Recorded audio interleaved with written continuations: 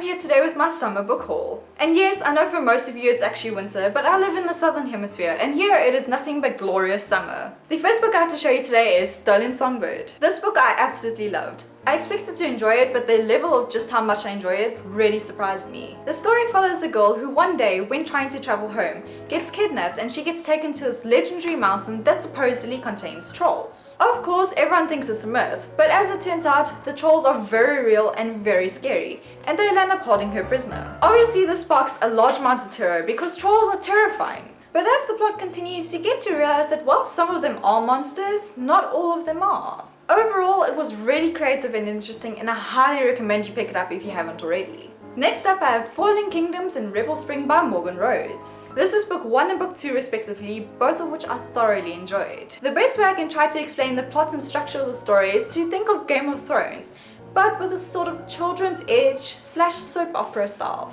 Which is not to say it's bad, it was actually really good. You follow several characters throughout the books, each who play a fundamental role in the chaos that strikes the world. That and the added idea of magic brings a beautiful spark into the story. You're also never bored because you constantly see different viewpoints. It's unique in its ideas and it's definitely a well thought out story, which I highly recommend. Next I have Snow Like Ashes by Sarah Rosh. This one I mainly bought because the cover looks absolutely gorgeous, and my line of thinking was, it can't be bad if it looks that good. And I was right, I really enjoyed the world and the story that was created. The way magic works is utterly fascinating. The story takes place years after the Winter Kingdom has fallen. A group of survivors have to try and fight and gain enough power to help it rise again, which of course leads to dangerous situations, plots and surprise turns and twists that you'll never see coming. Overall, I found it to be pretty well rounded, and while it was not necessarily the best, it's definitely high up on my list of favorites. And the last book I had today is Queen of Shadows by Sarah J. Maas. This is the 4th installment of the series, a series that has practically changed my life. I waited so long to get this and I couldn't be happier with how the story has grown. I can't really say too much without giving out spoilers, but I will say this. I love the character development and the direction everything is going in. As a general idea of the series as a whole, Selena is the main character and she happens to be an assassin.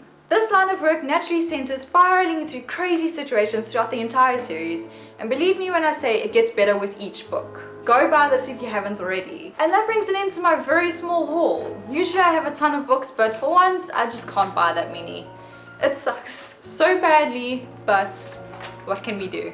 I hope you enjoyed the video. If you did, leave a like and subscribe, and I'll see you next time. Bye!